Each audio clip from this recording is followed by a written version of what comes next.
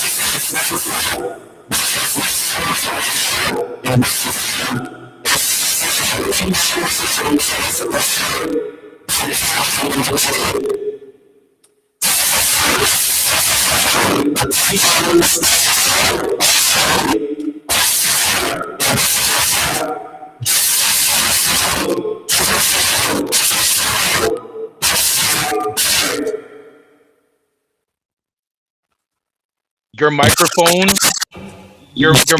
was making a lot of feedback noise. So I didn't hear anything you said, and neither did the people in chat. So it's very it's very staticky. Okay.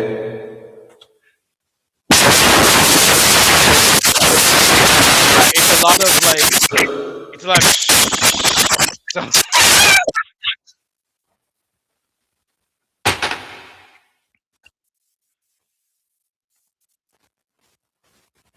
but for those who are in the chat, we don't know why. Yeah, it's just a little bit of feedback. So the wonderful introduction that you gave, no one heard it, but it's all good in the hood. It's technology, it's live streaming, it is what it is. So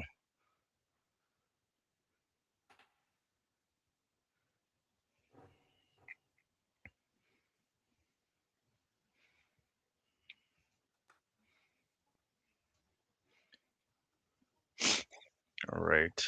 So as he is getting that done, Okay. hi to everyone in the chat. Can you hear me now? I can hear you, but your volume's now low, so you might have to increase your volume. Can you hear me now? I can hear you, but your volume's still low. Can you hear me? Yes, I hear you fine. Okay, all right. Your volume's a little bit low. I don't know if the anyone else can hear you clear, but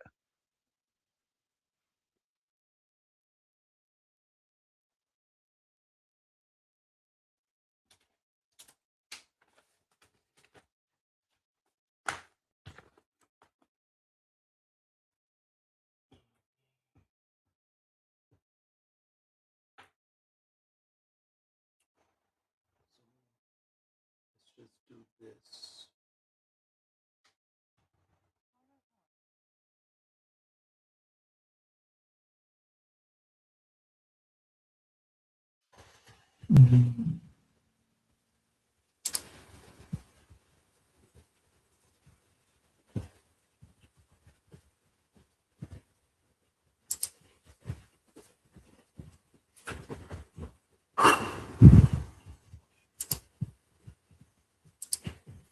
Okay, what about now?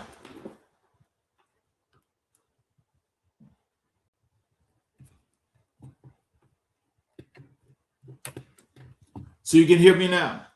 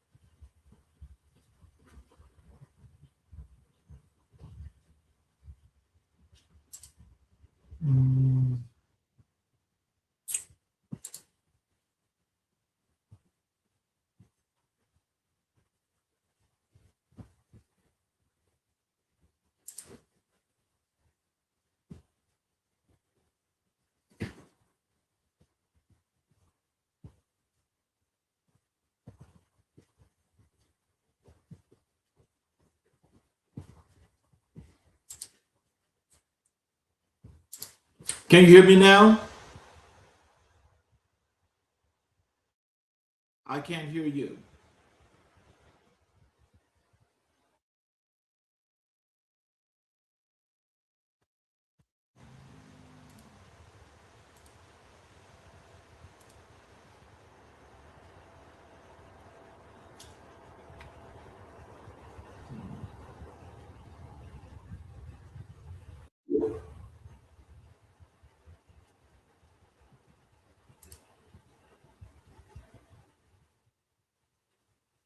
Mhm.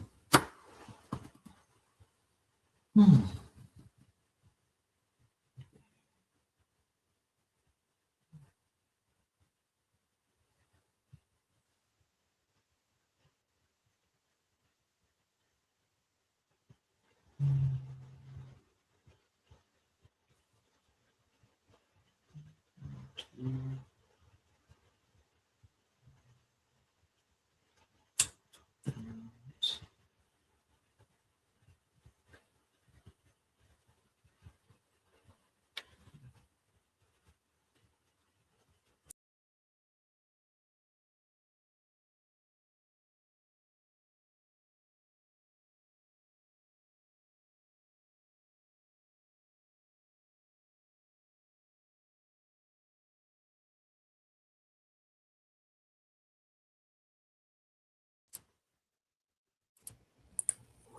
Can you hear me now? Yes, I can hear you now. Okay. All right. Good. Perfect. All right. Okay. It could have been a headset issue. Not too sure. I just restarted. It's all good. Is there anything you'd like to say to the audience before we get into the show? Um. Thanks for those who are joining in. I see a number of people in there. Shout out to my wife that's in the chat room. I see Natalie, I love you. I also see some supporters. I see Lori, who's from the Black Nurses Leading Change. I see Shandeli. I see some other people in there. But yes, thank you. Okay. Let me jump into this section here, what I call your early life and identity and origins, where I'd like to let the audience get the opportunity to know a little bit about you. Um, take us back and tell us, where did you grow up and what was the environment that first shaped who you are as a man? Okay. I am from Toronto, Ontario, Canada. Born, raised there. Parents are from Jamaican background. Grew up in a very Jamaican West Indian household, where I had a lot of traditional Caribbean Christian church values as well too growing up. Pretty much being like I guess you can say like a late Gen X, early millennial, I guess like a zennial, as we like to call us. Um, it was very instilled that it's all about your education. So it was always books, books, books, books, books. That's always what it was for me. And I did have an interest in going into healthcare medicine. That was something that I was intrigued about. Um, but then after going to university, realizing it was a little bit not the path that I wanted to take, and then I ended up in nursing, and Oh, wow. the rest is history. So, growing up as a black man, what messages did you receive explicitly or implicitly about who you were supposed to be and what you were capable of? Okay, so as a black man, a you need to provide. B you're always having to take care of everyone else and not necessarily your own feelings. And not to say that's we neglect our feeling, but it's always an issue where it's always a thing where you always had to provide. Like that was the main thing. You provide, you provide, you provide. You're the family man. You are the breadwinner. Also being a black man as well too. Always being aware of your surroundings, knowing that at the end of the day you're black regardless. So um, even though people might say, "Oh, good job," et cetera, you're still as a black man. So always have that in the back of your head. Also, too, and this is for me personally, and I kind of learned this when I was growing, because as I got older, don't fall into the stereotypes, right? I find as a black man, and you can agree with this, that we're often told to be successful, you need to be either excelling in sports or entertainment. So whether you're a football player, basketball player, a rapper, singer, whatever the case may be, and that those are all great, but we're more than that, right? So getting an education, getting a post-secondary education, right? Because a lot of us, especially a black men in all, especially in the community within North America, because this is both based in in the States and up here in Canada, and in a whole, we're kind of told to don't worry about sports. I mean, don't worry about education, just excel in sports. So tell us about your family. Who were the people who laid the foundation for your values, your work ethic, and your sense of identity? My family, sorry, my camera's jumping a bit. I don't know if that's just it seems to be jumping here. So my apologies. I don't know why it's doing that, but I'm just going to continue talking.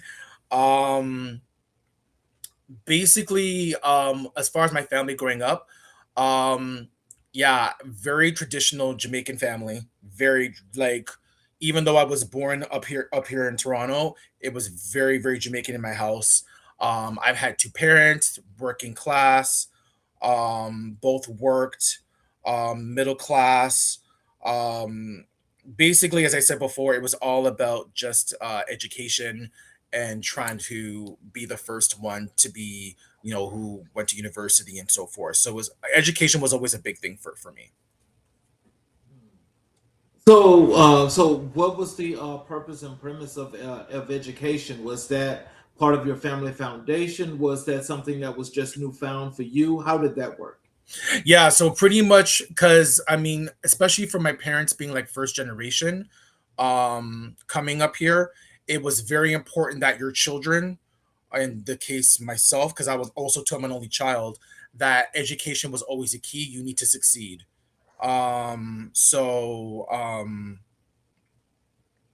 That's where that's where we were always told to do. It was always about education, education, education.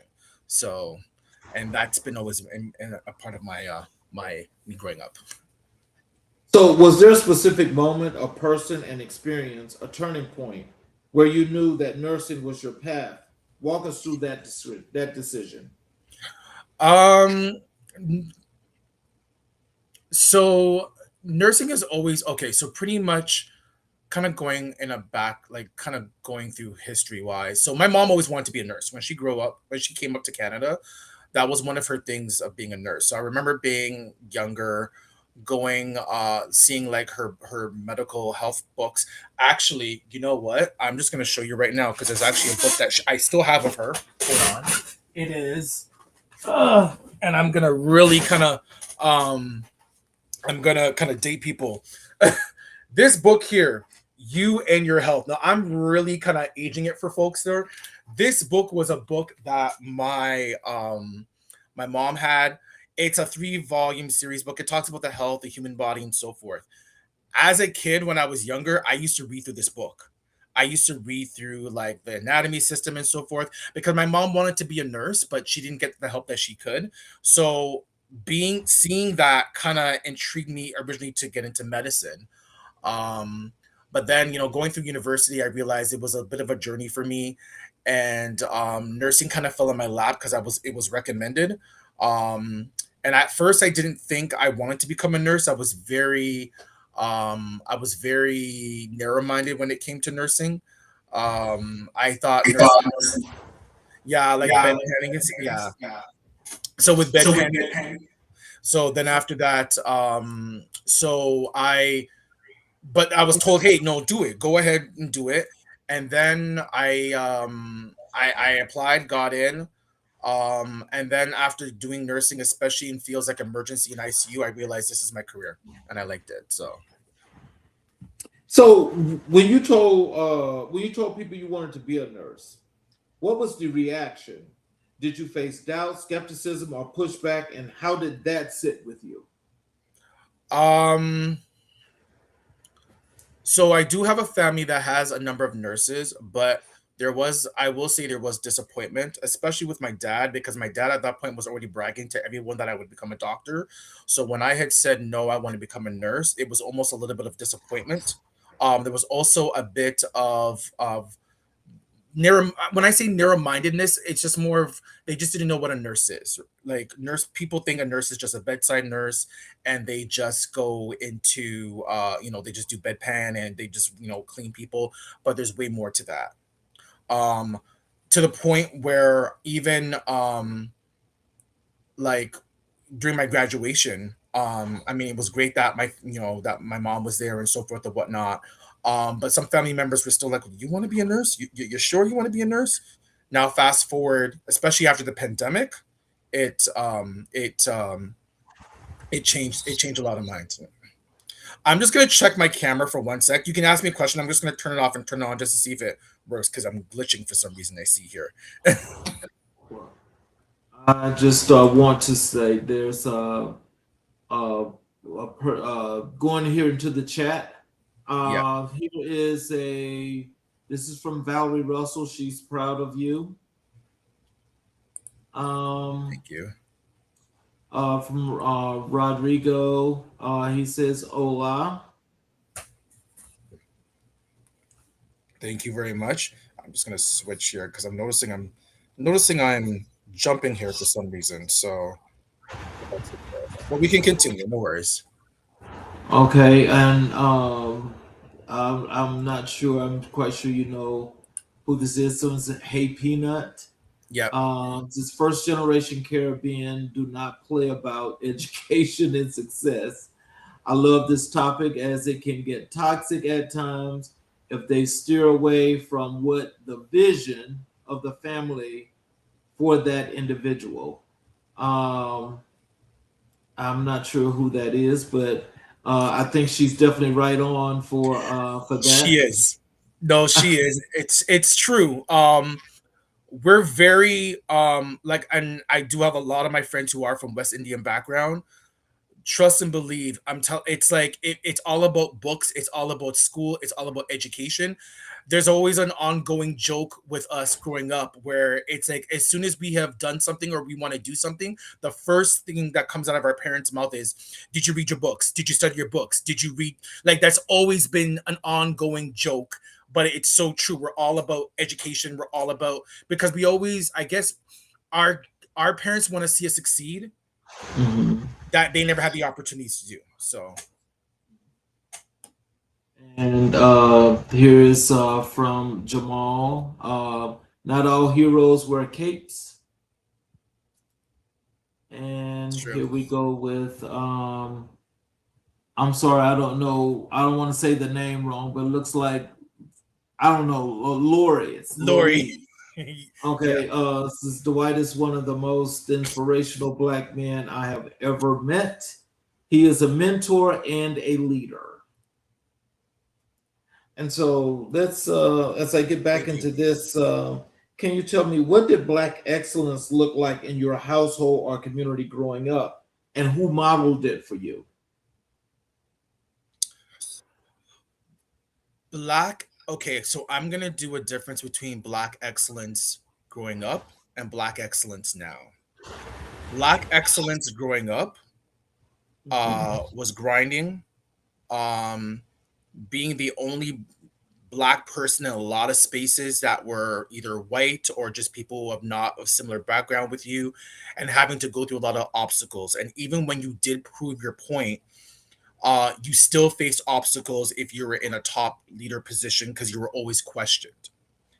Fast forward in 2026, black excellence to me is something that you don't want to mess with. We have come so far, we've excelled so far, and it puts a smile on my face. Perfect example. Last year, I had won an award for Health Hero Awards for Black Health Professional Network up here in Toronto. And when I tell you, it felt like the Oscars. It was like a sea of professional black folks and just we're all dressed to the nines because we like to dress to the nines, and just seeing and hearing the excellence. I'm speaking to doctors, I'm speaking to researchers, I'm speaking to surgeons, I'm speaking to other nurse practitioners, I'm speaking to pharmacists. It's like there's such a huge, it's such a huge gap. Like these were spaces that we weren't able to be in and to succeed in. So for me, there's a difference. Like the black excellence back then was like a starting ground and a route for us to like step up to the ladder. And now we're in spaces where we got awards, we have events, we have galas. Like we're now in a position where we can celebrate our own success and we don't need someone else giving us the glory because it's deemed to be appropriate for them. No, I want to celebrate my success. I should be able to celebrate it with amongst my own peers, not with the approval of someone else, because that's what's supposed to be what success is. So yeah. So, how did your experience of race identity, culture shape the kind of caregiver and leader you eventually became? So one thing I will say, and this is also very true with a lot of Black healthcare professionals, is we go through a lot of racial um discrimination, believe it or not. Prime example, when I first started nursing,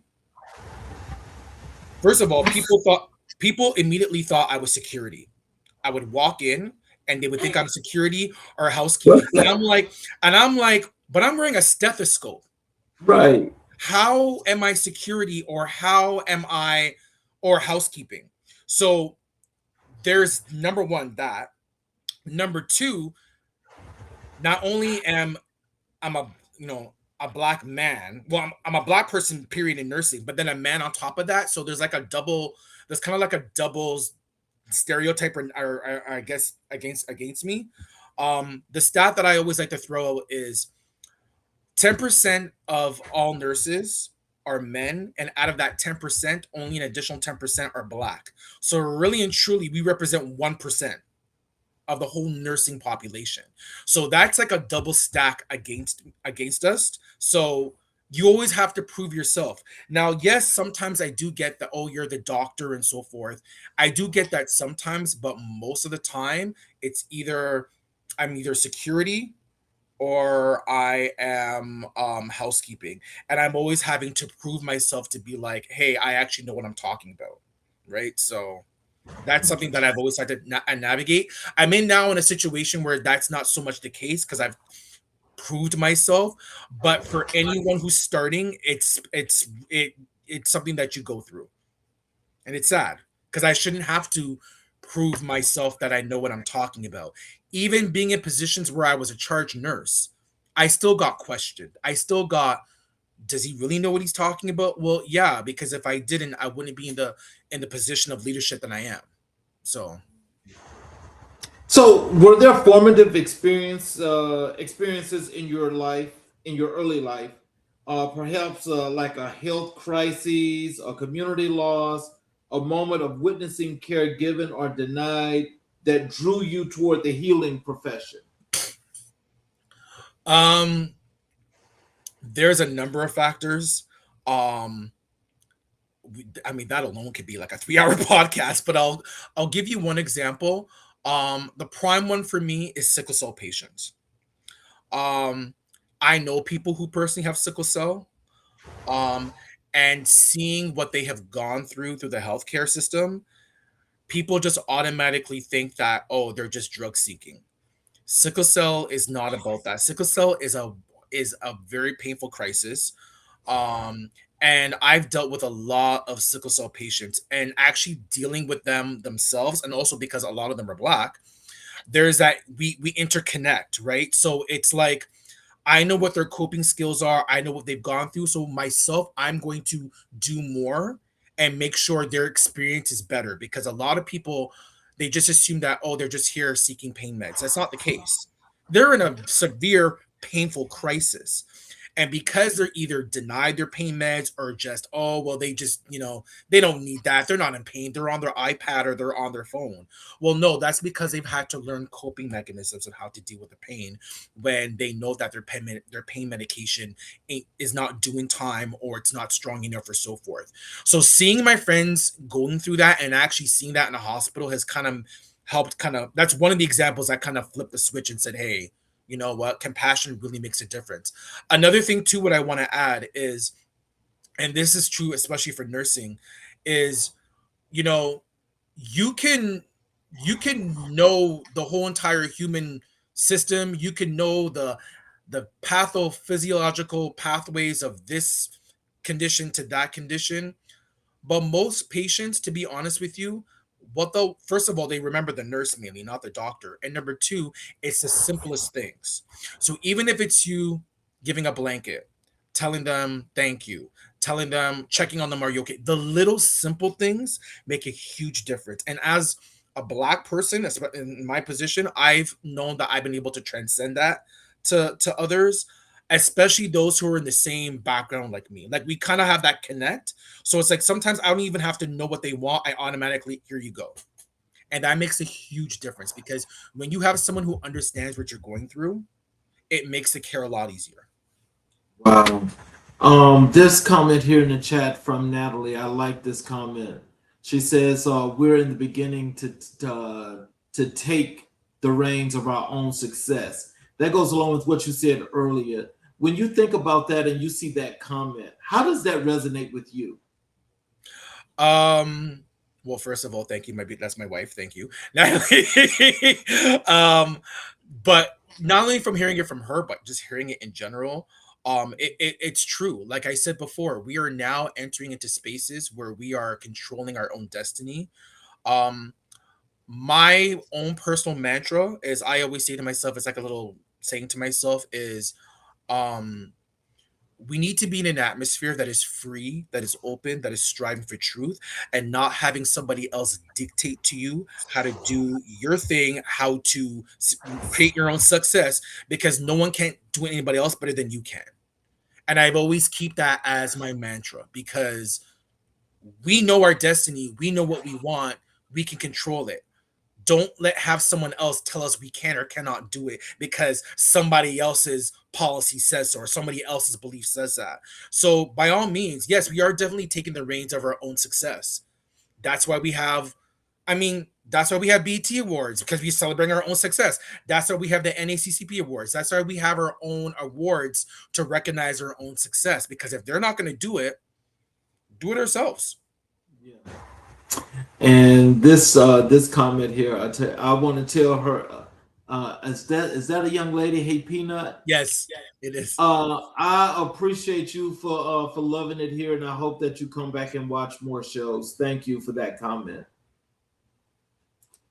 Can you tell us how do you think growing up in the context of the Black diaspora, with all of its richness, its trauma, its community, and its complexity, gave you a particular kind of preparation for the work you now do?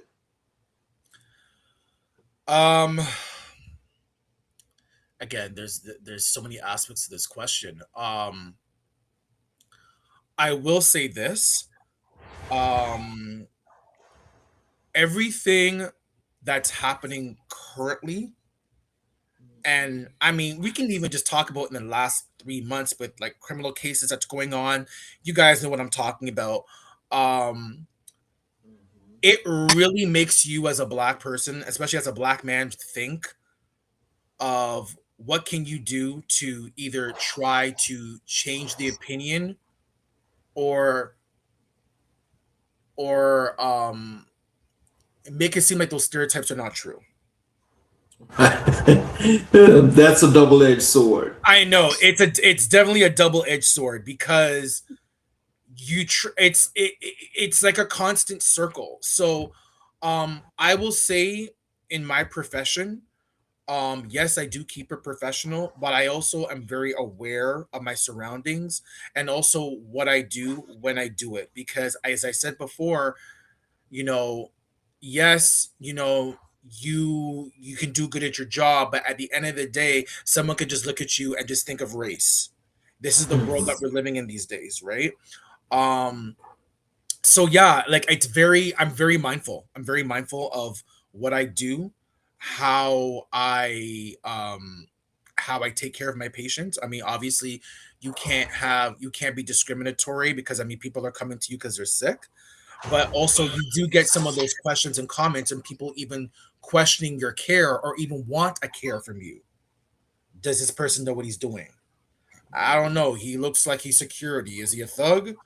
Does he really know what he's talking? Like these are stuff that always I would get. So constantly I'm always like, well, I'm gonna prove to you that I'm not that. And then they get baffled. Um I had one shift where it was a crazy shift, and I say this just to show skills wise. This was when I was working in Emerge. I remember in the beginning of my shift, I had to put in an IV in an 11-day-old, an 11-day-old baby. And then at the end of my 12-hour shift, I was doing CPR on a 99-year-old. Oh, wow. That is a huge That's a range. broad range. That is a very broad range. And it takes a special somebody to do that. So if you want to look at me and act like I don't know, you think maybe, oh, I don't think I know what I'm doing, that alone should tell you. It takes skills. It takes skills. And for those who are nurses like me, not even necessarily Black, but just of color, period, you know. You do. Let's transition over to your nursing journey. The emergency and ICU. You spent over 15 years in emergency and intensive care unit nursing. For people who have never set foot inside an ICU, describe what that world actually looks like, feels like, and sounds like on a typical shift. Okay. So first of all, I love that question, number one, because I've never had anyone ask me that question. But I'll definitely give you a journey. So, okay, so I'm walking into shift. I'm going to do a full journey with you. So I'm walking into my shift. It's close to 7:15. I walking into our unit. It's not loud. The conversations are quite quiet. You will hear dinging of machines. You will hear dinging of IV pumps. And it's usually the nurses are giving report. The conversations you hear are nurses giving report to each other about the patient. It's what I like to call organized chaos, right? Because something can happen, like a patient can all of a sudden their heart stops beating and we need to do CPR, but it's in a controlled environment. It's not like the pit, for example, where it's just chaos through the door because it's in the ER. And for the record, whatever happened in that show is what I actually went through as an ER nurse. Also, too, in the ICU, there's a sense of calmness, right? Because we're all there. Our job is to stabilize the patients who are very critically sick. And we tend to recognize when things start to deteriorate fast. So there's a sense of calmness, there's a sense of control. Teamwork is a huge thing with us in the ICU. So if a patient isn't doing well, we all swarm in to help. If we get a new patient that comes in, we all swarm in to settle that patient in. It's very structured. It's very structured, but it's also very complex. Because you can have one patient who might have a cardiac, like a heart issue, and then you have another patient who you're doing dialysis on, plus they're on a ventilator, plus they need a whole bunch of stuff. So you can have one patient that might only have 2 IV drips going, or you can have a patient that has 12 IV drips, plus they're on a ventilator, plus they're on dialysis, and you as a nurse is responsible for all of that. Can you tell us what drew you specifically to critical care nursing, the emergency department, and the ICU rather than other areas of the profession? So I'll tell you this. So when I was in nursing school, I remember I was on a cardiology unit, and I remember the clinical teacher said, "Hey, let's go to the ICU." So I said, "All right, cool." So we went into the ICU, and I remember specifically walking into the ICU, and there were a bunch of patients in closed glass rooms on ventilators and hooked up to a whole bunch of IV drips. And there were guys that were sitting around, and I thought they were doctors. Come to find out, these were nurses. I was like, "Oh, all right, okay, this is cool. I can see myself doing this." So that amazed me, number one, because I'm like, okay, great. This is where all the guys in nursing work. Right. And then I got a job it's something called an externship. So an extern is pretty much like a nursing student, but who works in whatever area, like whatever department, and they're basically like a nursing assistant. I did that in the ER, and when I tell you I loved it. It was like I was doing so much. I was doing CPR. I was helping putting in catheters in. I was helping doing. I felt like I was a true nurse, and the unpredictableness that was my that was me. I love that. Mind you, this is when I was younger. Now I'm older.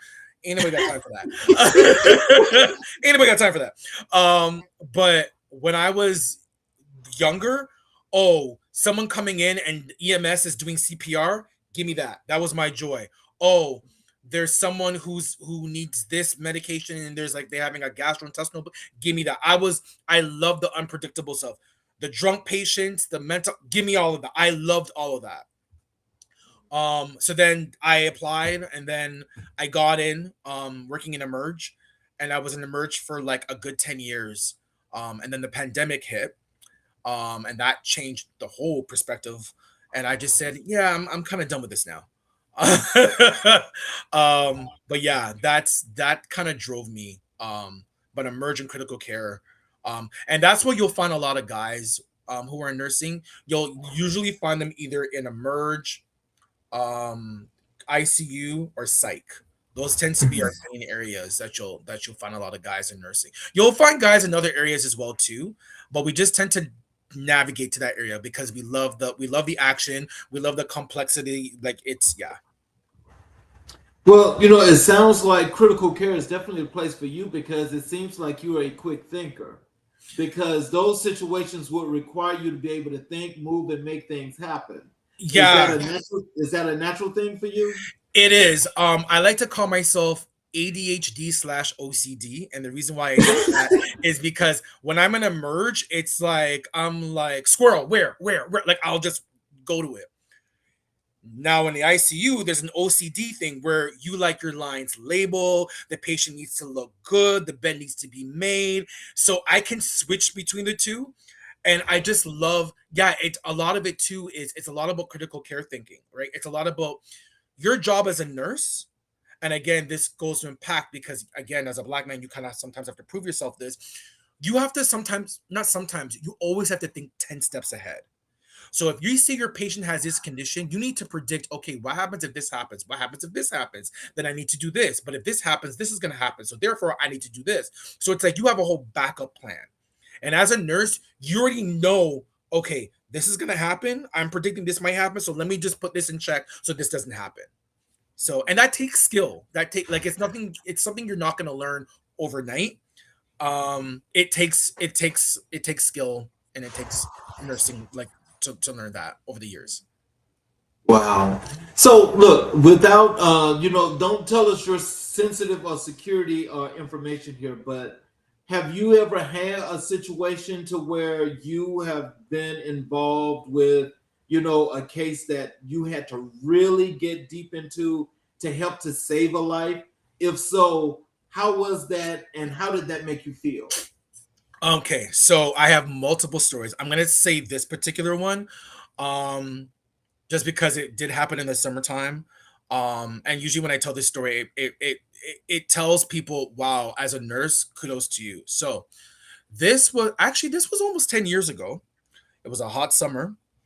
Surprisingly enough, it was in July, and I was working a night shift, and this was the emerge, and there was a major car accident that had happened. There was a family, I think of like four or five, I forget. They were turning somewhere, and I believe it was an intoxicated driver hit their car. The parents got sent to one hospital. One of the kids got sent to the other hospital, but two of the younger kids, I don't think they were wearing seatbelts, and they got ejected out of the car. So they landed. So they were there, and as a last ditch effort, because the paramedics kind of already knew things weren't the greatest, they were sent to our hospital. So I was in one of the rooms. I was in one of the recess rooms that had the older child, and then right beside it, there was another room that had a younger child. So we're literally running, and now it's their codes, right? So there's code blue, which means for an adult, their heart stops, but there's a code pink, and that's for kids. Okay, so we're running two code pinks at the same time. And there's myself, the merge doctor, the RT, the pediatrician, the peds nurses, and I forget who else in one room, and then the same amount, like another nurse and so forth, whatever in the other room. Like it's a whole team. Um, both kids didn't make it. And what was very heart wrenching was police was there, the paramedics there, they were crying. What kind of got to me was the father who was at another he was another hospital. He, I guess, found out that his one of his kids was at this hospital. So he signed himself AMA, he left the hospital, came to our hospital, rushed in, and his younger child had passed away, and he basically crawled into the stretcher and was hugging his dead child. Oh my God. When I tell you, first of all, it was quiet. You can hear a pin drip, and the emotional breakdown that happened. There were nurses who I had looked up to who had been nursing for 20 years plus, who were like gurgur, like strong like bull, like they were crying. The charge nurses were crying. The police officers were crying. The paramedics were crying. It got to the point where we had to get a social worker. We had a therapy dog.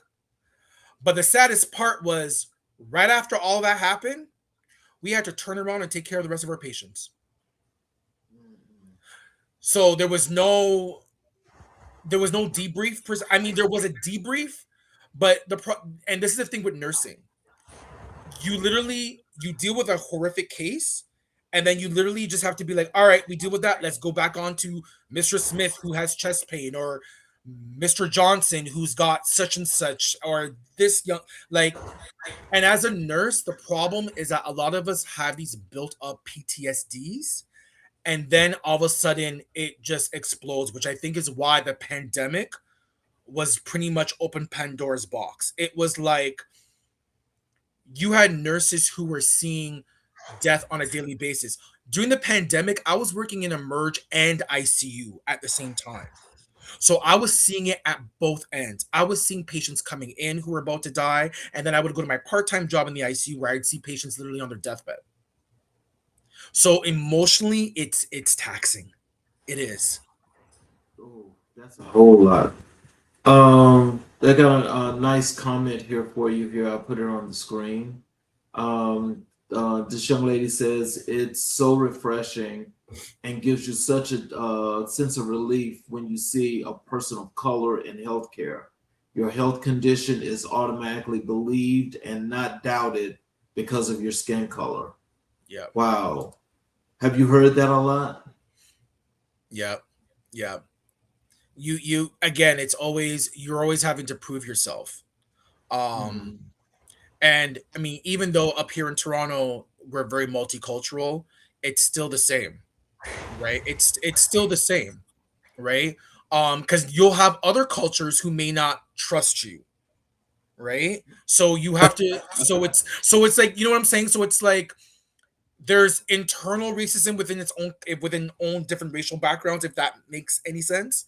So no, that comment definitely holds true to that. So thank you, Lori. And that I put this one on the screen as well. I definitely respect first responders. As my mother was one, it's difficult on that individual and family, especially after a bad day. Yeah, and I definitely agree with that. Thank you, Peanut, for that comment. It is definitely true. Um, and that's just one scenario. I have so many other scenarios where the amount of stuff that as a nurse goes through, it is like I sometimes think to myself, I'm like, how am I able to, like, the stuff that we're exposed to is just outstanding. Like it's just mind-boggling, right? But that's just, you have to have a passion for that. That's why I always say you need to be passionate in what you do. If you're not passionate, it's gonna show in your work. It's gonna show in your care, right? So Well, thank you, Thank you, Natalie, for the comment. I'll put it on the screen. So you've got great questions. You're keeping my husband on his toes. Thank you for that. I appreciate that. A lot of work has to go into doing that. I'll tell you that.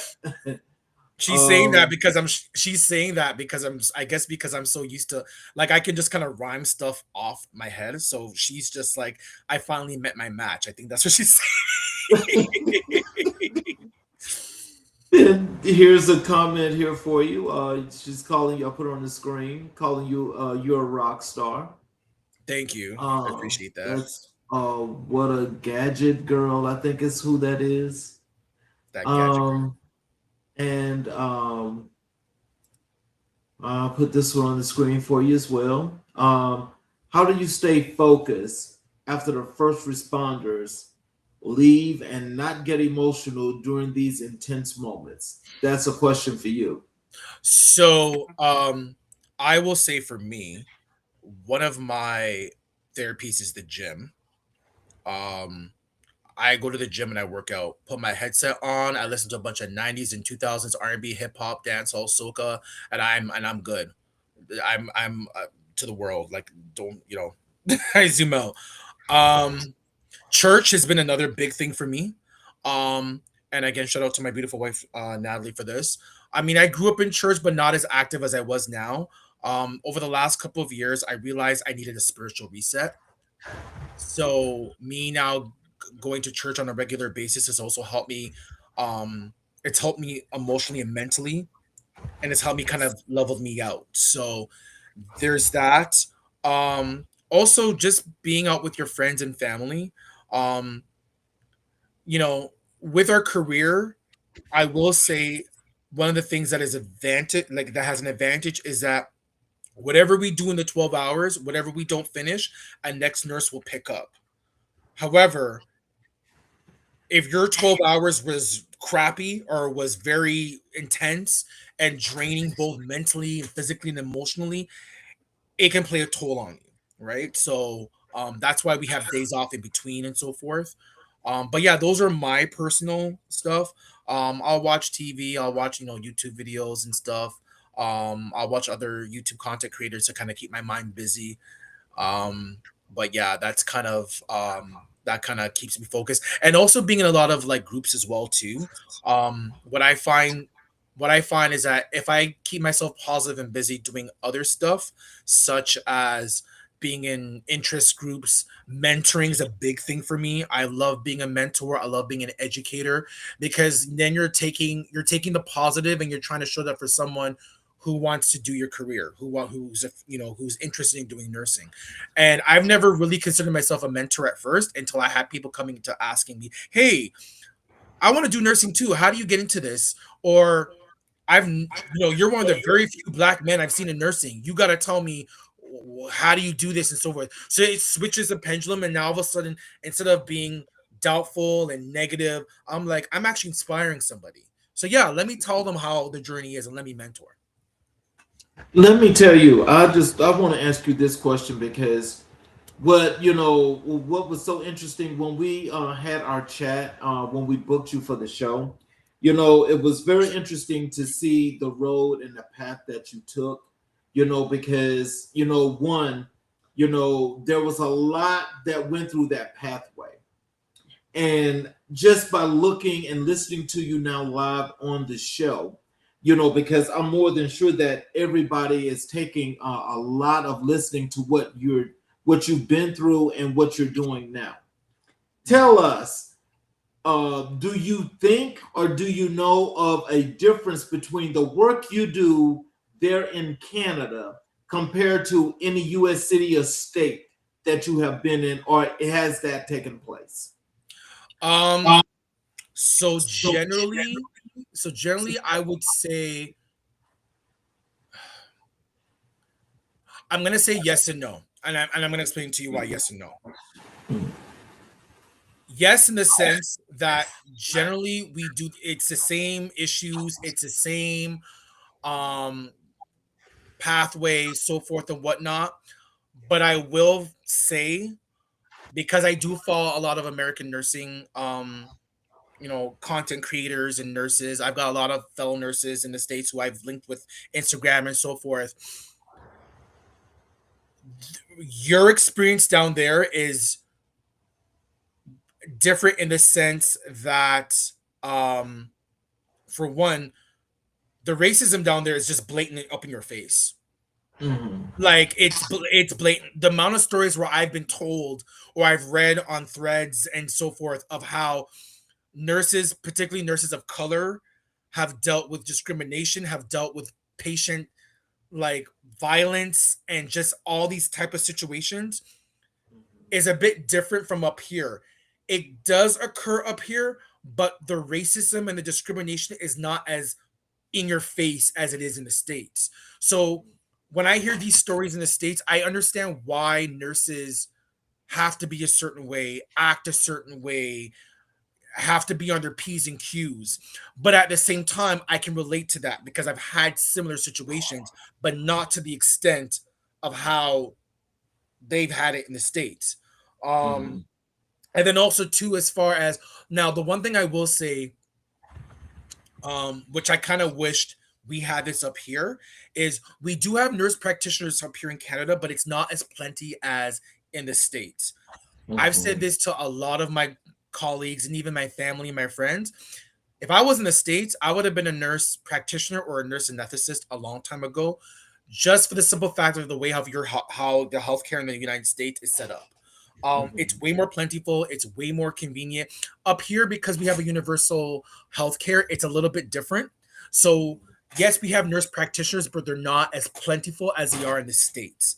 And I find in the States there's way more opportunities than there are up here as far as a nurse practitioner and so forth. So, why is what the work you do so important to you and the community? What do you look to get from that? To educate, to advocate, to mentor, um, to show again there are folks like us who are in the nursing field, who are in the healthcare field.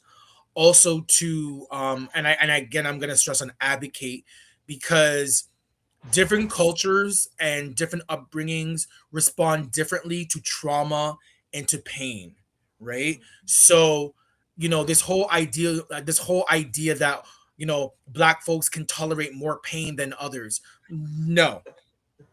If and especially for black women and especially for black maternity health, that is such a huge factor Yes. because a lot of maternity health, and especially in black women, gets missed, gets misunderstood, um, and we need to change that, right? So for me, advocating, for me, understanding, for me being a voice, but also kind of teaching colleagues and stuff and saying, hey, you know what? Maybe this may not be the case. Maybe we can look at this, right? So yeah, that's kind of helped me. But again, also just being a mentor as well, because like I said before, um, I hearing someone say, "Hey, you know what? You've inspired me," does so much to me. It actually humbles me a lot because I don't really consider myself a mentor. But then when people hear what you do, and they're like, "Wait, bro, you've got 2 degrees." Plus, you're doing your master's. Plus, you're doing this and this and this and this, and you're an educator, and you teach, and you're a family man. Like you're not the typical, 40 something gold, that does all this stuff. And I'm like, thanks. So let's talk a little bit about your education, academia, and Humber College. Tell us about your role at Humber College and what do you teach? Who are your students? And what does a typical week in the classroom look like for you? Okay, so I'm at that college. So I'm in the nursing and PSW program, so personal support worker program. I started off there as a clinical instructor. So I had nursing students in their third and fourth year. Um, I would do clinical with them. And I'd be maybe anywhere between like 6 to 10 or 12 students. Then after that, I was approached to teach PSWs, like lecture them. So I said, okay. So I started doing that, which was an interesting journey. And I say interesting journey because even though the material itself to me is basic, the students coming in to do this, I have to remind myself they know nothing about healthcare. So sometimes even the basic stuff you need to kind of go over. But it's been rewarding. Um, it's also been quite interesting because I'm also doing my master's at the same time. So teaching and being a student, I can kind of see it in both perspectives. I will also say, the use of the chat GBT and AI is that's a thing.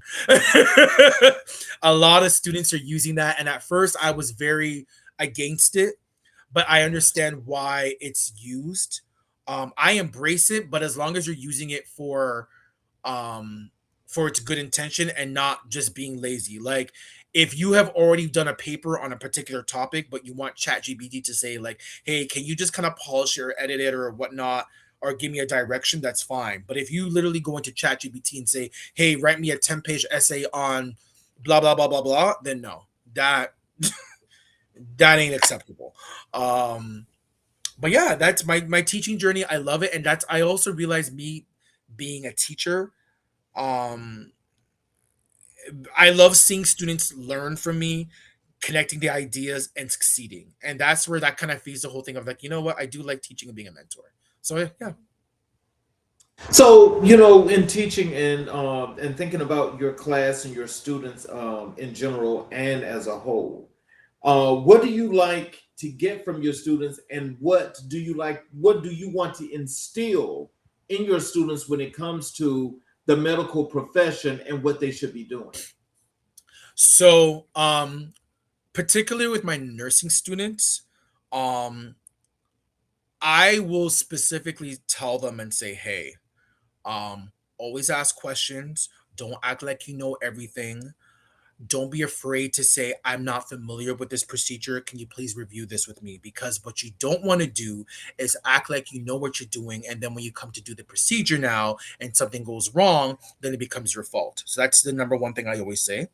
Number two, um, I'm going to use the abbreviation CYB. And what CYB means, cover your behind. And what I mean by that, I mean they need to chart on everything. So if you've done something, you chart it, you document it. Because if something happens and it goes back to court, or there's a situation where they need to prove yes or no, you've documented that you've done it. Um, another thing that I like to say, and this is specifically for nursing students, um, what because a lot of younger nursing students, or those going into the career, they're being, and I'm trying to be nice about this. Well, I am being nice about this, but it's just advice. A lot of There's a lot of nursing influencers. They're on TikTok, they're on IG, they're on all these social media platforms, and what they're telling these young nurses is they're telling them, "Hey, don't do bedside, don't do general medicine floor nursing. Go straight into a specialty. You can do it, etc., etc., etc. You can go straight into ICU and so forth." While I do agree with that, I also tell a lot of my nursing students, I said, hey, what I would recommend is you working 6 months to 1 year of just working as a general nurse, like on a general floor. And the reason why I say that is for two things. Number one, when you go into these specialty areas, the expectation is that you should have already had some type of general knowledge of nursing, right? And number two, what I always like to say is, how can you take care of an unstable patient if you don't even know how to take care of a stable patient? So what I always tell my nursing students is I said, hey, you want to go into ICU, CCU, whatever critical care unit emerge, that is great, but develop your general nursing skills, because when something goes wrong in those critical areas, it's expected that you should already know what to do. And unfortunately, what I'm seeing is that a lot of these students now are being pushed, or by these influencers, especially travel nursing, they're being put in these circumstances and situations where they don't have enough knowledge. They get themselves into trouble, and there's no one to protect them. So I don't want them to I want them to be protected, and I want them to know their stuff. There is no immediate rush. Like, you don't need to rush to get into ICU and emerge. They're not going anywhere. Those units, those specialties are going to be there for a lifetime. There's no reason for you to rush into it. Just know your basic, and it will make a huge difference. And I've told that to my nursing students, and some have come back to me and still contact me, email me, and they say, you know what, Dwight, thank you so much. I did like a year's worth in working like on a general medicine floor. I'm in emerge in ICU, and I feel so much comfortable, and I feel so much I have comfort and knowing what I'm doing. Thank you. So yeah, that's kind of my little advice I like to give. So how does the knowledge you carry from over a decade of critical care nursing translate into what you bring to students in an academic setting? And how do you make those clinical experiences pedagogue meaningful?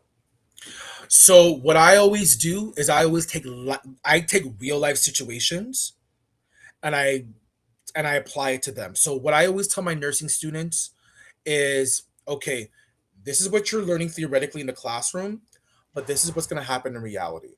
Okay? So prime example, PSWs, okay?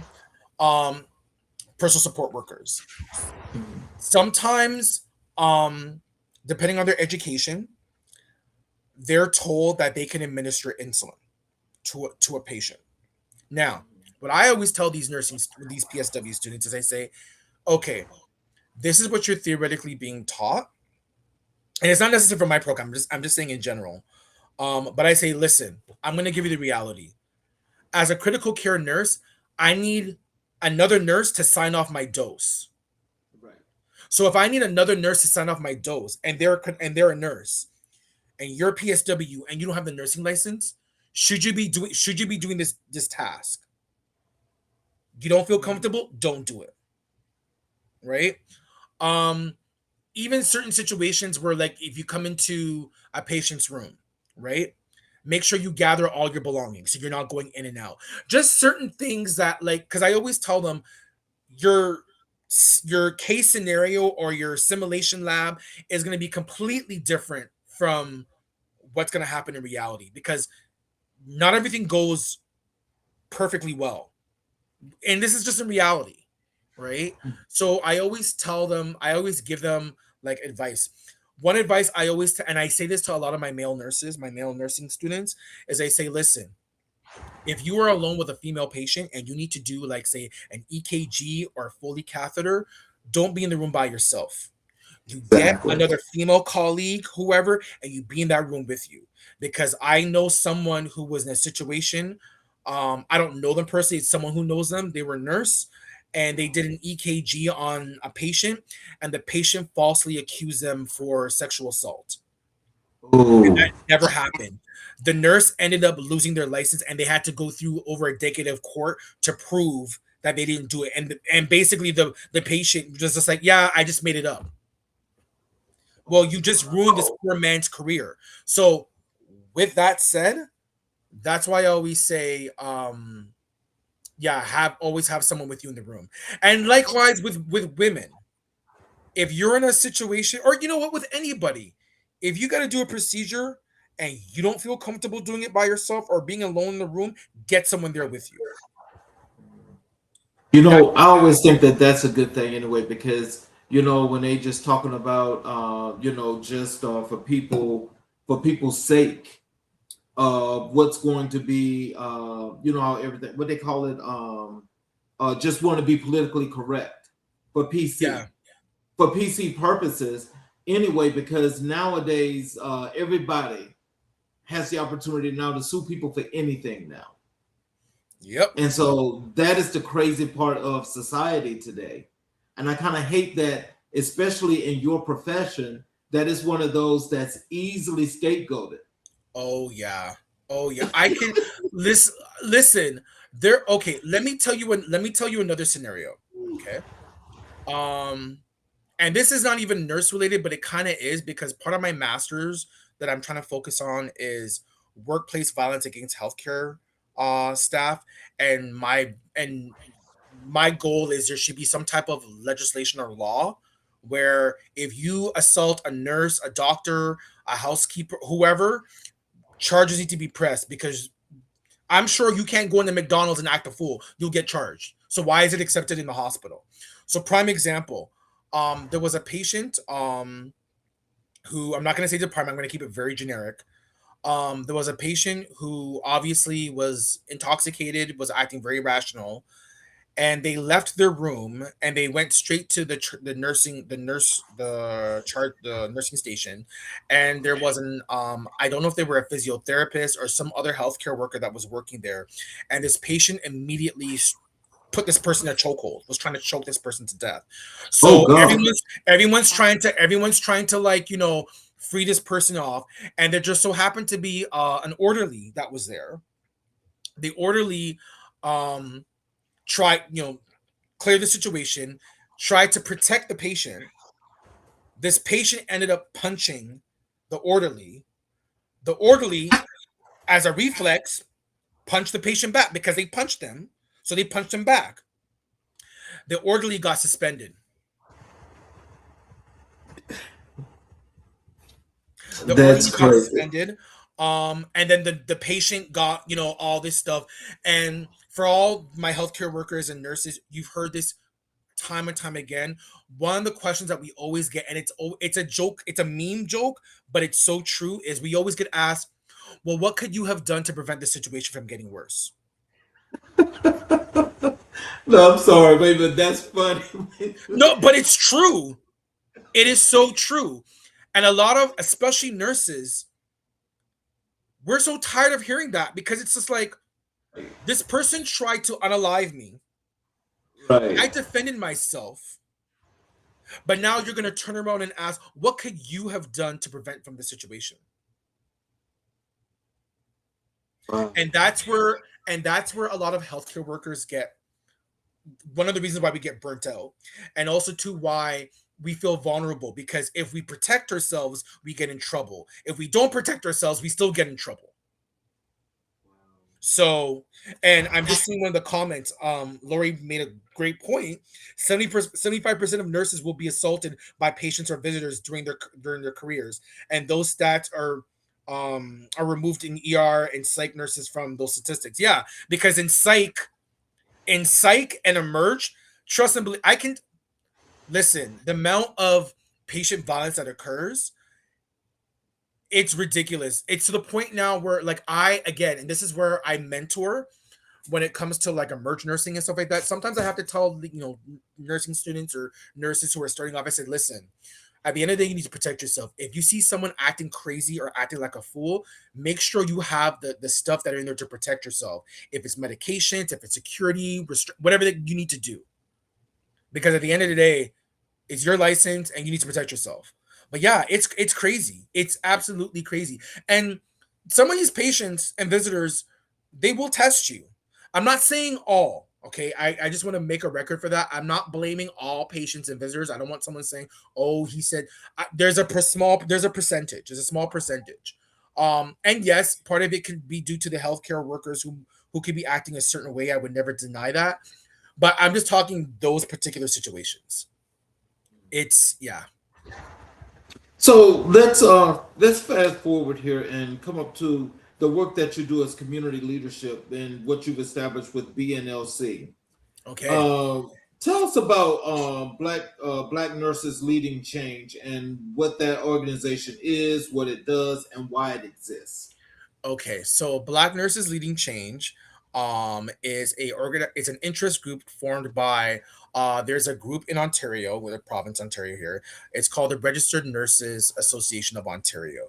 So pretty much the purpose of Black Nurses Leading Change, it came up, or it started out right in the pandemic, and it was created because we noticed that as Black nurses and Black healthcare workers, that we needed a voice. We needed to show that there was particular issues that do impact us, and we needed representation. So this is pretty much how the group started. Myself, I'm the communications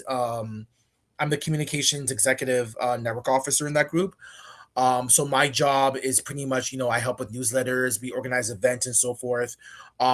Myself, I've done a lot. I've been in the group for I think 4 years. I can't even count, but we are like a happy family. Shout out to Lori, who's in the chat. She's actually the chair. There's also Donna, who's our political she's our political E&O. Actually, no, Donna's actually our social media. We're looking for a political E&O right now. We've got Daria, who's our financial. We've got um, Kiwana, who is our membership. We've got James, who's our student. We had Nicole, who was our social media, but she's our member of large. We have Danya, who was our she's our vice president. She used to be the president. Um, I feel like there's more people. There shouldn't be more, but if I forgot, I'm so sorry. But yeah, that group has made so much changes. We've done a lot.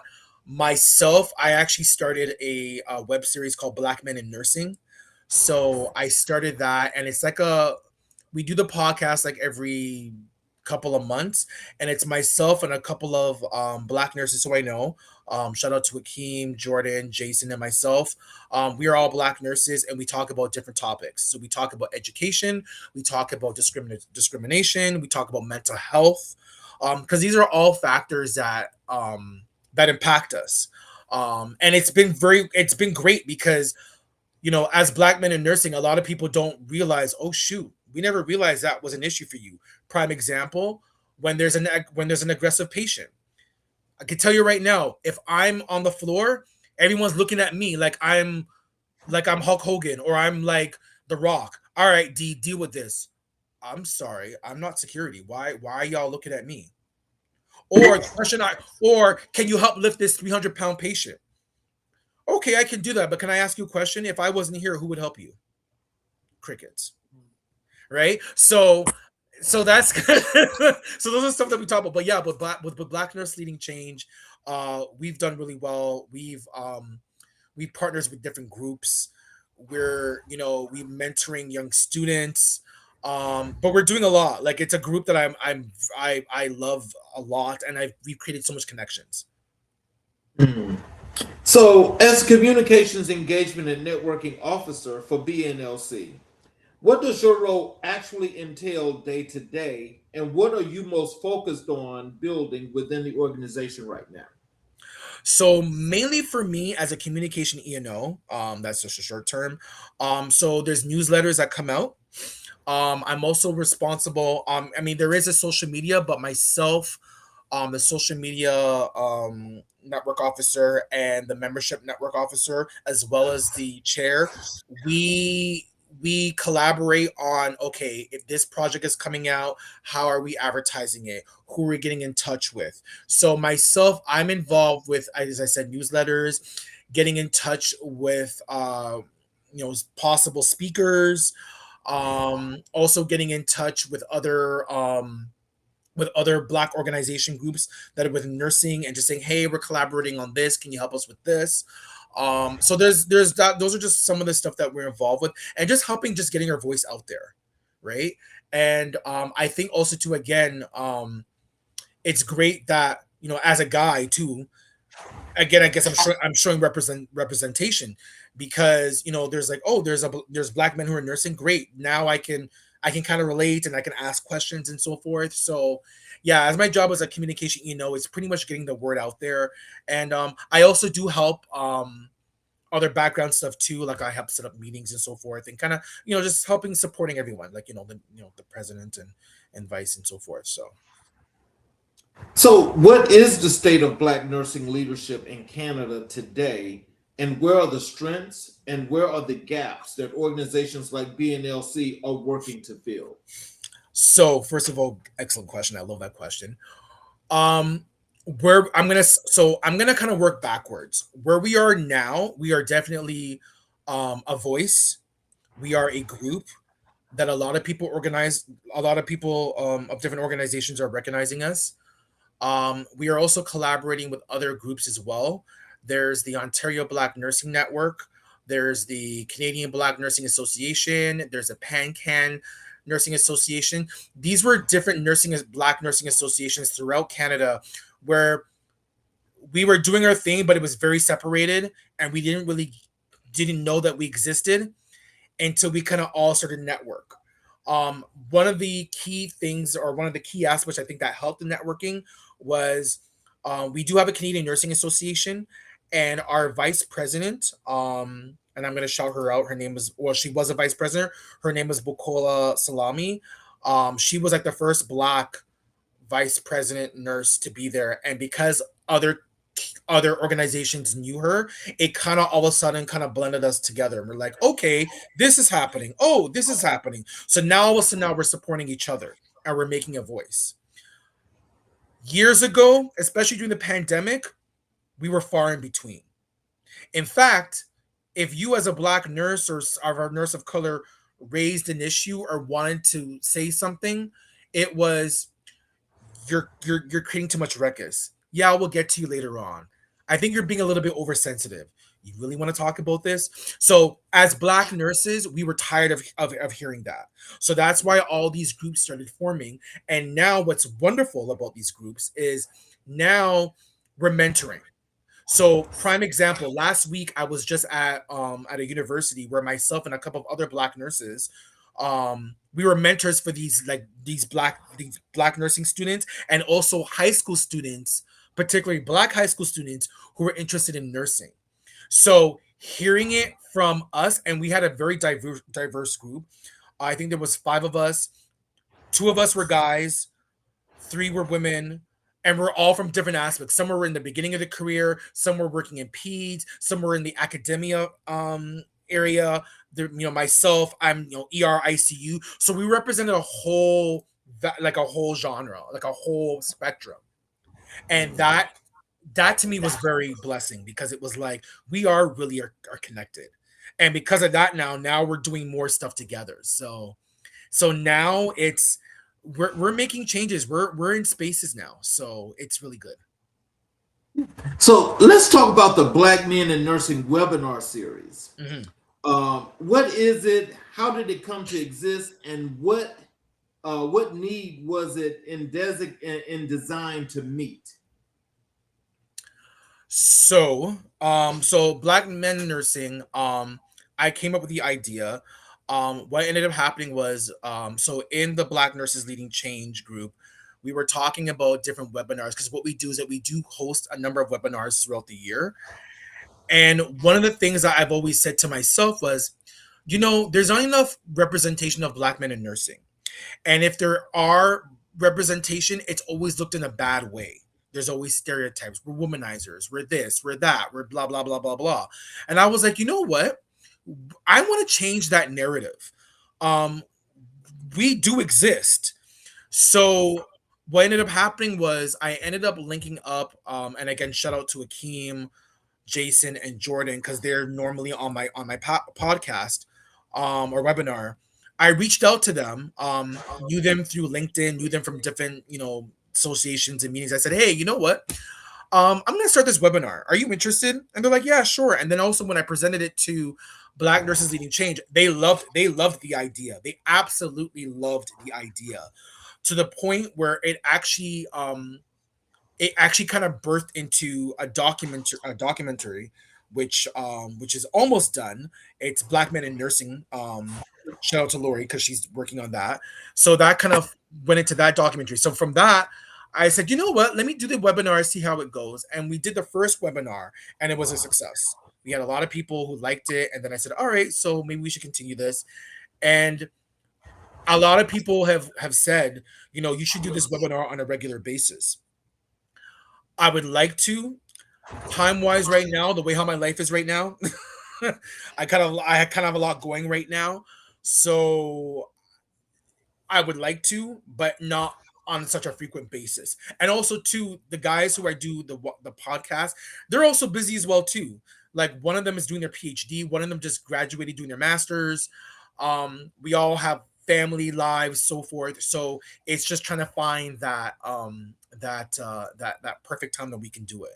But yeah, I've been doing it, and I love it. I love showing the world that we do exist. We know what we're doing. We're intelligent, and we can do just as great care as anyone else.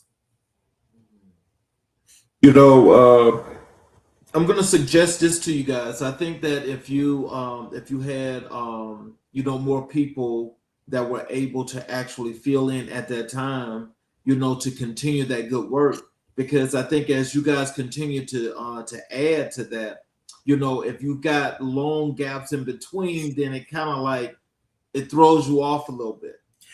Yeah, it does, but also, You I know, mean, you know, I'm gonna say this: I'm a very busy man, busy in a good way, but I also know that takes time and commitment, and it I know does. at the present time I'm not like I've got. I mean, I'm still trying to finish my third book that I'm trying to write. You know what I'm saying? Like, there's so many different things that I'm doing, so that's why I kind of space it out. I think once, especially when my master's is finished and things kind of settle down, that I'll probably will try to do it on a regular basis. But no, I do appreciate that advice, and I know that it requires a commitment. So, what has the response been from Black male nurses who have participated in or tuned into the webinar series? What are they telling you about what it means to them to have that space? Sorry, repeat that again. You cut that out. Sorry.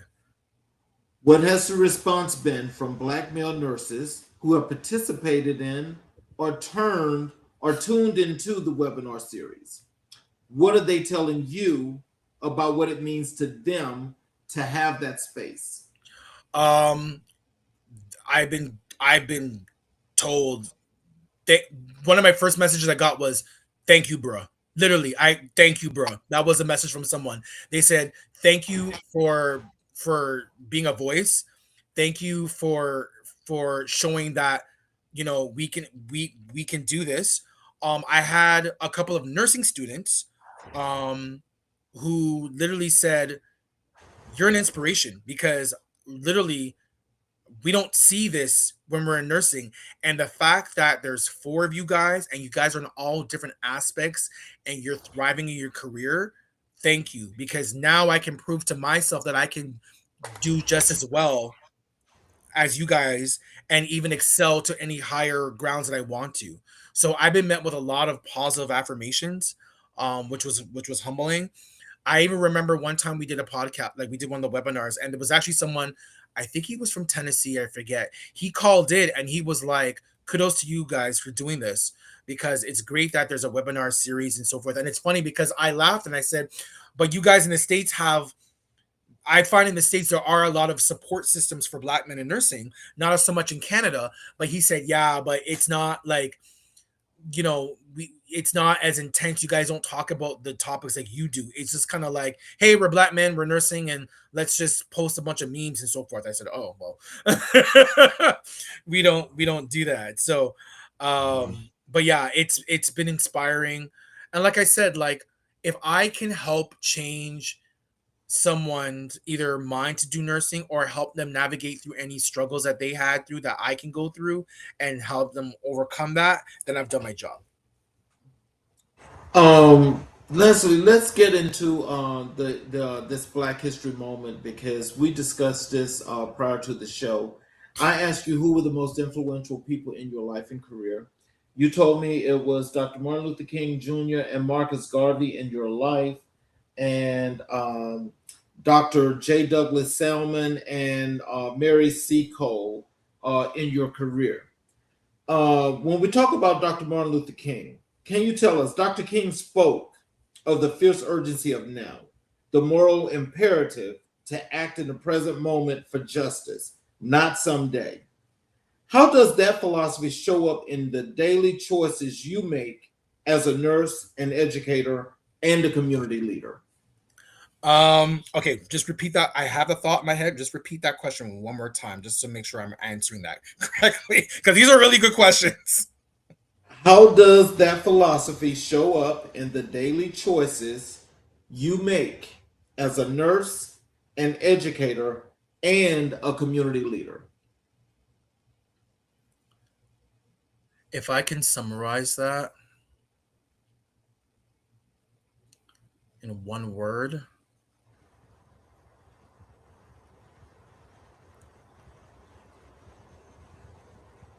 it's gonna be more than one word, but I'm just gonna say it anyway. Making changes, just showing that it can be done, showing that you know what you've gone through, your struggles that you've gone through can be someone else's life lessons. So they can look at what you've gone through and be like, okay, this is what this individual's gone through. I'm gonna take that knowledge and and apply that to what I want to do. Um, being just be just knowing who you are and just understanding that you're always going to have doubters. You're always going to have people who will tell you no. Um, and just overcoming that. So just being a change, just being a huge change, and just going for what you want to go for. So when you think about the now, because when you actually went and helped these guys, or you created the BNLC, I mean that in itself seemed like it was like for the urgency of the now. And so when you just think about that, what was the whole purpose of that compared to this question? Because it seems like you have the ability to actually build community, to bring people together, to do these wonderful things. What was that about? How does that work? Oh boy. That well, first of all, I'm not gonna take credit for Black Nurses Leading Change. I joined after it was formed, but Okay. I will definitely say I hel- I was helped, with the growth. I'm not gonna take all the credit for that. Um, I just yeah, I find these, you know what? It's very humbling for me because you're forcing me to actually answer questions, and I'm supposed to gloat about myself. I don't like doing this, so I love these questions because it's like now I have to be egotistical, and I'm usually not that type of an egotistical person, but now you're kind of forcing that out of me. I gotta strut myself now. So, um,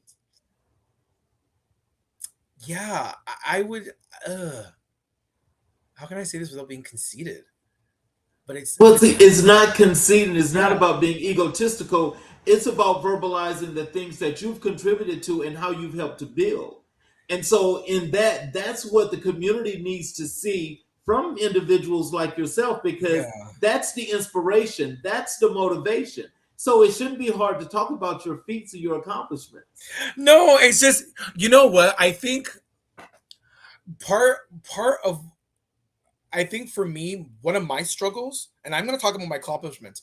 Part of my struggle is that I'm so not used to talking about myself and Right. talking about what I want to do because I'm so busy taking care of other people's needs, doing other stuff. So for me to actually reflect on what I've done and what I made a change, I have to sit back and be like, wait a minute, I've done, but where do I start? But and how do I don't sound how like not sounding egotistical? But with that said, what I've done, obviously teaching, mentoring, um, I've, you know, I'm the interest groups, being a face, doing a webinar, being involved in like different different organizations, events.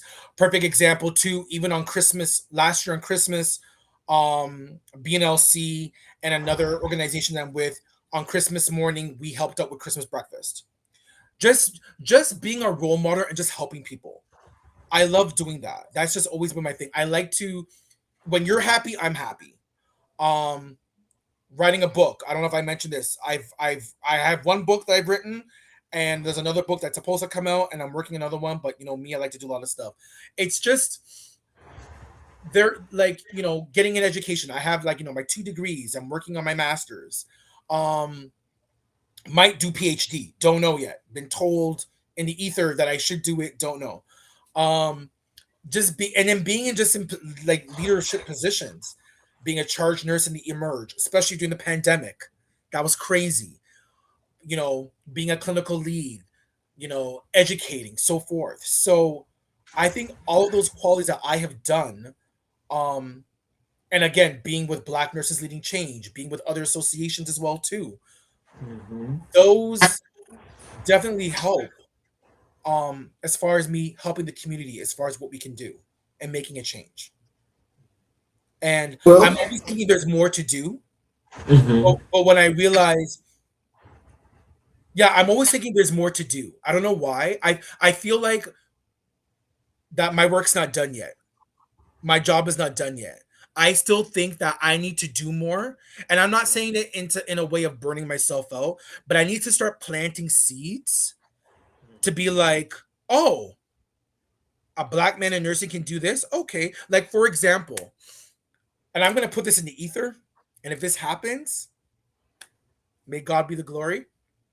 At one point I thought, you know what?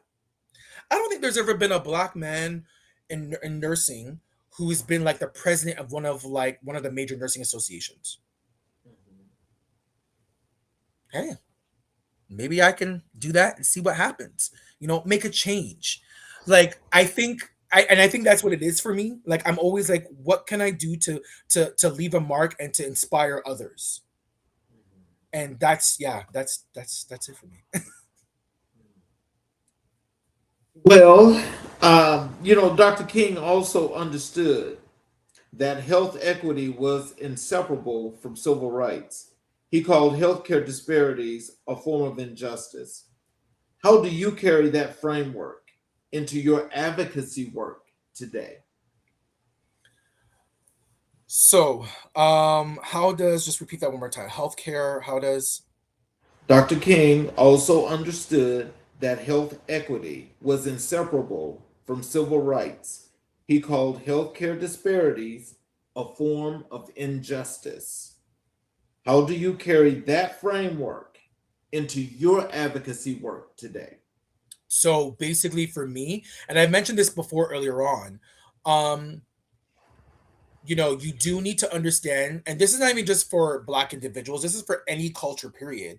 You need to understand that A, everyone has a different upbringing, and B, their wellness, their healthcare stuff that they do is a bit different. So you need to recognize that and also advocate for that, right? So, and also, not everyone is going to show the same symptoms, or not everyone has a voice to say that they have a problem.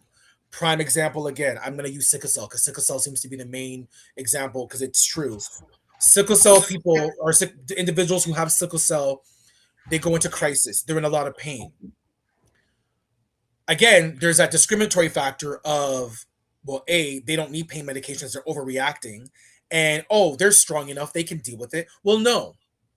So this is where individuals like myself need to come in, educate, advocate, and say, hey, this person has a particular illness. Your perception of what you think they're going through is not correct. This is what they're going through, and I can tell you that because I can relate to what they're going through. So therefore, I think, and I would advocate that we should do A, B, C, D, E, F, G, whatever treatment. Um, and this goes for anyone else too. Like, I mean, any other culture or whatever the case may be.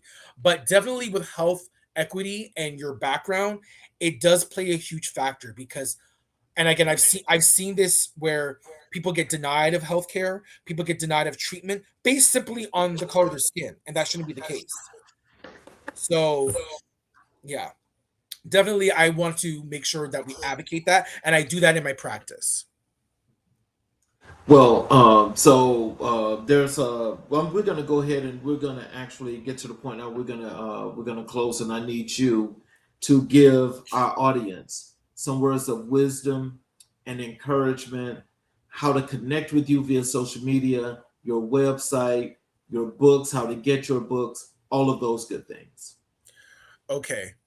So you can follow me on my social media aspect. So on IG, I'm Medsoul Brother. So MEDSOUL Brother. So it's Medsoul Brother on IG and also X, aka Twitter. I also on TikTok, where I am Nurse Soul Brother, so Nurse NURSE Soul Brother. And I actually have my own YouTube channel. I haven't been active on it for a bit, but I'm starting to now post content, and that's also Nurse Soul Brother. Um, my books, um, I have one book that's published right now. It's called Double Deception. The author, my author's name is Ford D. Barrett. So Ford, so Ford, and D initial, and Barrett, Barrett. That's my one book. I'm working on two others. Actually, one's supposed to be published. Don't know when it's done. I have to get that published, and then I'm working on another two. One of them is an autobiography that I'm doing as myself, nursing my whole career, and another one's another suspense novel because I like to write suspense fictions. And then for those who are in LinkedIn, just type my name. You see my name there, Dwight Barrett. Definitely add me on. That's where I do a lot of my networking. And by all means, for sure. I mean, I like to give advice. I like to mentor. I like to make a change, and I just want to just make a difference.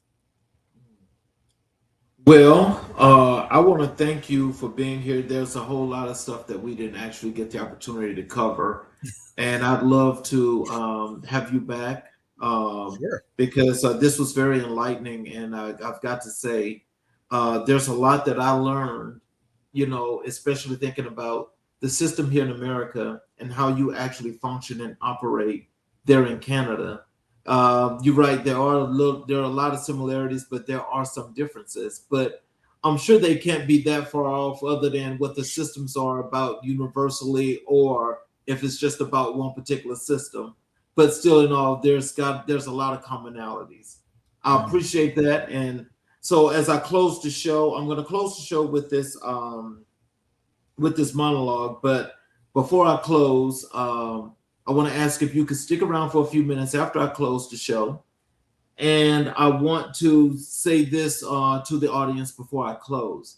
And that is for those of you that are watching on all of our channels, especially our YouTube channels. If you have not yet subscribed and enabled all notifications, I ask if you would please support us by subscribing to the YouTube channels, enabling all notifications, where every time we have a live show, you will be able to get the show live, as well as you're able to go back and watch all of our previous recorded content with all of our great guests. That's got plenty of inspiration and motivation for you to use for yourself or for your community. So in closing, tonight we have been in the presence of someone who reminds us what it looks like to live with purpose. We have heard from a man who walks into the most critical moments of human life, not to observe, but to serve, who stands in the classroom not to lecture, but to build, who sits at the desk not to escape, but to tell the truth, who shows up for community not when it is convenient, but because he understands that his gifts were never just for him. Dwight Barrett, thank you. Thank you for your time tonight.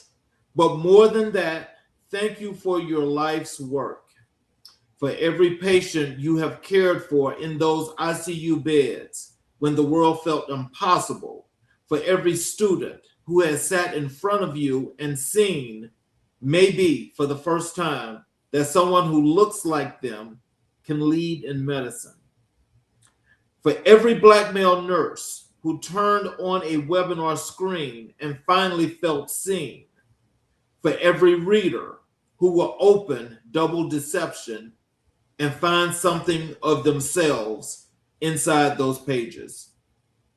For our audience tonight, at home, online, wherever you're watching this, let us be clear about something.